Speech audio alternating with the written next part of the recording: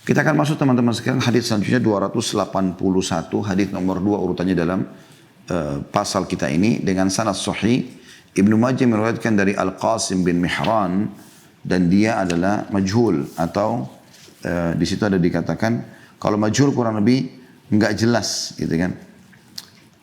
Dijelaskan di situ di halaman di footnote nomor 323, begitulah dia berkata dan ini adalah salah praduga yang fatal karena Al-Qasim bin Mihram adalah rawi yang terkenal. Ibnu Ma'in berkata thiqah, Abu Hatim berkata seorang yang sahih dan Muslim berhujjah dengannya, maksud Imam Muslim yang perawi hadis. Muslim telah mengeluarkan hadis dalam sahihnya jadi 2 halaman 76. Begitu pula diriwayatkan oleh Ahmad dan An-Nasai dalam dan di dalamnya menurutnya di sebelah kiri di bawah kakinya.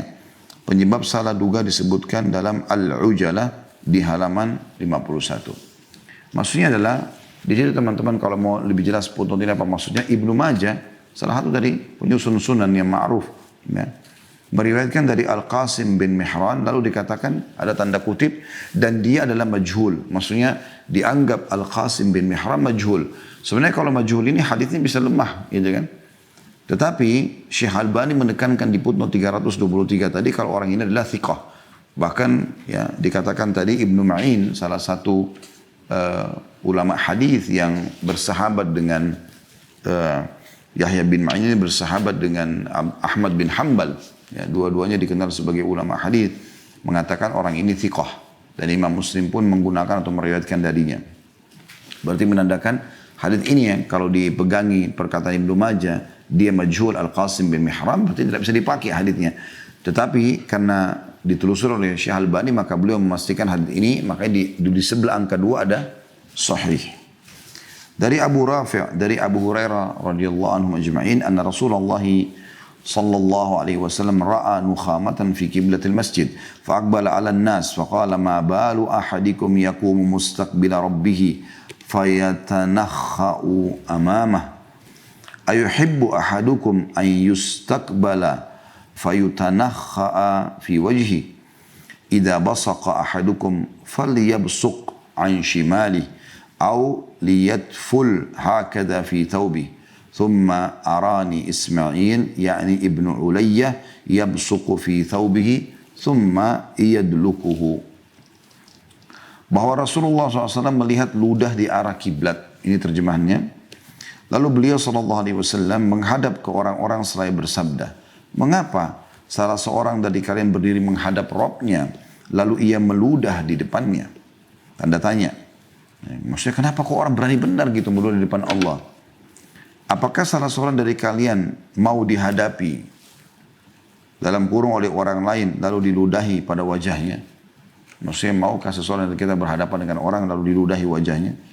Jika salah seorang dari kalian meludah, maka hendaklah dia meludah di sebelah kirinya, sebelah kiri tubuhnya. Atau meludah begini di bajunya. Kemudian Ismail, maksudnya Ismail bin Ulayya, maksudnya yang sedang menjelaskan atau meriwayatkan hadis ini, memperlihatkan kepadaku meludah di bajunya. Memperlihatkan kepada Al-Qasim bin Mihram ya bagaimana yang dimaksud dengan Nabi SAW meludah, menunjukkan meludah di baju, kemudian dia menguceknya. Maksudnya adalah kalau dia darurat keluarkan, mohon maaf di bajunya, dia keluarkan lalu kemudian dia menguceknya supaya menyebar ya di kain itu sehingga tidak fokus basah di sebuah tempat. Hadis ini teman-teman mirip dengan hadis sebelumnya tadi karena memang berbicara masalah larangan atau ancaman meludah di masjid. Maka yang perlu kita diberatkan ya, manfaat pertama yaitu sudah kita jelaskan tadi sedikit ya, sekarang kita jabarkan insyaallah, yaitu sabda Nabi SAW, ma balu ahadikum yakum mustaqbil rabbih fayatanakha'u amama. Kenapa seseorang yang antara kalian berdiri menghadap Rabbnya lalu dia meludah di depannya? Ya, berarti orang kalau sholat memang menghadap Tuhannya, Allah Subhanahu Wa Taala di hadapannya. Dia nggak boleh sama sekali. Karena sholat itu punya syarat-syarat, gitu kan? Kenapa anda kalau sholat teman-teman sekalian ya, tidak boleh lihat kiri kanan, nggak boleh lihat ke langit, ya, nggak boleh berbicara, nggak boleh makan dan minum. Karena memang anda sedang Anda harus tahu, itu berarti menandakan Anda sedang bicara, Anda sedang komunikasi dengan Tuhan Anda Allah SWT. Sholat itu adalah komunikasi seorang hamba dengan Allah. Tanda kutip di sini. Dan ada hadis yang menjelaskan kalau seorang hamba membaca Al-Fatihah di ayat kedua sedang Bismillahirrahmanirrahim, Alhamdulillahi Rabbil Alamin, segala puji Tuhan alam semesta, puji bagi Allah Tuhan alam semesta. Allah menjawab, Hamadani abdi, hambaku memujiku. Gitu kan? Kalau hamba mengatakan Ar-Rahman Ar-Rahim, kalau Allah menjawab, ya, maksudnya kalau hamba membaca Zat yang Maha Pengasih lagi Maha Penyayang, Allah menjawab, Athna alayya abdi, hambaku memuja-mujaku. Ya. Maliki yaumiddin, Tuhan Raja yang menguasai, yang berkuasa pada hari kiamat atau penguasa hari kiamat. Maka Allah menjawab, Majadani abdi, hambaku mengagungkan aku. Iyyaka na'budu wa iyyaka nasta'in, hanya kepadamu kami menyembah, hanya kepadamu kami minta tolong. Allah menjawab langsung pada saat itu untuk hambanya, hadza li wa li 'abdi, ini milikku dan milik hambaku. Maksudnya kalimat iyyaka na'budu, hanya kepadamu kami menyembah, ini memang haknya Allah. Kita harus diciptakan untuk menyembah, tunduk dan patuh kepada hukum Allah. Wa iyyaka nasta'in, dan hanya kepadamu kami minta tolong. Kata Allah, hadza li 'abdi, ini untuk hambaku. Minta tolong silakan, bisa minta tolong. Lalu kemudian lanjutannya, ihdinas siratal mustaqim, tunjukkanlah kami jalan yang lurus, siratal ladzina an'amta 'alaihim, jalan orang-orang yang telah Engkau berikan nikmat kepada mereka, maksudnya para nabi-nabi, para syuhada, orang yang mati syahid, para siddiqin, orang yang jujur, para orang-orang saleh atau salihin. Ya. Siratal ladzina an'amta 'alaihim ghairil maghdubi 'alaihim waladdallin, bukan orang-orang yang Kau murkahi dan juga bukan orang yang sesat. Maksudnya di sini orang yang murkahi adalah Yahudi, kata Ibnu Abbas radhiyallahu anhu, dan juga orang yang sesat adalah orang-orang Nasrani, karena Yahudi tahu kebenaran tidak mau ikuti, Nasrani mau berdakwah tapi mereka keliru dalam dakwanya karena mereka mengatakan Allah punya anak, ya. Seperti itulah. Yang jelas teman-teman di sini, kalau orang baca ihdinas siratal mustaqim sampai akhir waladdallin, maka lalu kita mengatakan amin, di situ Allah menjawab mengatakan hadza li 'abdi wa li 'abdi ma sa'al, ini milik hambaku dan hambaku akan dapat apa yang dia minta. Berarti kan kita sedang berbicara dengan Tuhan kita Allah Subhanahu wa taala. Makanya kita ruku, subhana rabbiyal azim, maha suci Tuhanku yang maha agung, sami Allahu liman hamidah, ya. Allah telah mendengar siapa yang memujinya, ya. Kita mengatakan Rabbana walakal hamd, wahai Tuhan kami segala puji bagimu. Kita sujud, subhana rabbiyal a'la, maha suci Tuhanku yang maha tinggi, kan gitu. Di antara sujud, Rabbi ghafirli warhamni wajburni, ya Allah maafkan aku, kasihanilah aku, penuhilah kebutuhanku, dan seterusnya. Sampai terakhir sebelum salam, at-tahiyyatu lillah, ya. Seluruh kalimat pujian yang terbaik kami berikan kepada Allah. Seperti itulah, ya. Ini manfaat yang bisa kita ambil dari hadis, ya. Manfaat yang kedua adalah bagaimana metode dan retorika Nabi SAW dalam memberikan peringatan tegas sesuai dengan pelanggaran yang sedang ada. Ada pelanggaran yang ringan, maka Nabi SAW ingatkan juga dengan metode yang lebih ringan, ya, karena dia bukan sampai pada tingkat sesuatu yang berdosa.